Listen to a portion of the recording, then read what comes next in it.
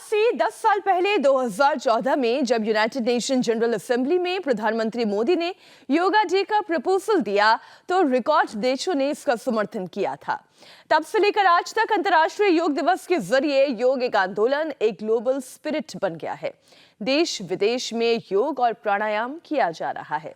अपने देश में तो चाहे अपने घर में बैठे आम लोग हों या सरहद पर देश की हिफाजत कर रहे जवान ही क्यों ना हो, या फिर G20 जैसे सम्मेलन में दुनिया भर के राजनेता, हर किसी को आपने योग करते देखा।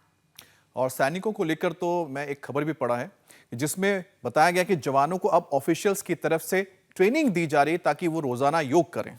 वैसे योग ना सिर्फ उनका स्ट्रेस कम करेगा बल्कि उन्हें कई बीमारियों के अटैक से भी बचाएगा, जैसे वेरिकोज वेन्स। जब सैनिक की या अर्धसैनिक बलों के जवानों की अपनी जॉब के चलते तैनाती के वक्त ज्यादातर उन्हें खड़े रहना पड़ता है, जिससे पैरों में वेरिकोज होने का खतरा बढ़ जाता है। और हमारे सैनिक तो फिर भी सुपर हिट होते हैं और सुपर फिट भी होते हैं, जिससे उनमें ये परेशानी होने के चांस बहुत कम होते हैं। लेकिन उन लोगों का क्या जो ऑफिस या फिर दुकान पर घंटों खड़े होकर काम करते हैं, ऊपर से फिजिकल एक्टिविटी उनकी कम होती है, उनके पैरों की जो नसें हैं वो डैमेज होने का खतरा ज्यादा रहता है। इसके पीछे कारण अमित यह है कि उनका मूवमेंट ज्यादा नहीं हो पाता है, जिससे ब्लड सर्कुलेशन अफेक्ट होता है। खून पैरों से वापस हार्ट तक ना पहुंचकर पैरों की नसों में ही जमने लगता है। इससे वो फूल जाती हैं, फिर नीली नीली गांठ जैसी बन जाती है और फिर इतना दर्द होता है कि चलना फिरना तक मुश्किल हो जाता है। लेकिन अगर रोज सुबह हमारे साथ योग करेंगे तो ऐसी नौबत ही नहीं आएगी। और ये कैसे होगा बताने के लिए स्वामी जी हमारे साथ जुड़ चुके हैं। स्वामी जी, बहुत बहुत स्वागत है आपका। प्रणाम। प्रणाम स्वामी जी। आपको भी, मेरी बहन ज्योत्सना जी, मीनाक्षी जी, अमित जी। और देखो, ये नौबत ना आए इसके लिए थोड़ा सूक्ष्म व्यायाम से यात्रा शुरू कर ले। ये अंगुलियों को, अंगूठों को आगे पीछे दबाना, पूरे पंजों को आगे पीछे दबाना, ऐसे 10-10 बार ही कर ले। गोल गोल घुमाना, छोटी छोटी चीज़ें रोज कर लेंगे तो बड़ी बड़ी समस्याओं से बच जाएंगे। ये वेरिकोज वेन्स, ये बीपी, ये शुगर, ये थायराइड, ये अस्थमा, आर्थराइटिस, बीमारियों का एक कुटुंब कबीला है, एक पूरा कुनबा खानदान है। एक के बाद दूसरी बीमारियां आती जाती हैं। ब्लड सर्कुलेशन की प्रॉब्लम होती है, एनर्जी का फ्लो रुकता है, फिर बीपी की, फिर हार्ट की, फिर ब्रेन की और अलग अलग प्रकार की नसनाड़ियों की अलग समस्याओं से हम जूझने लगते हैं। तो सूक्ष्म व्यायाम करें।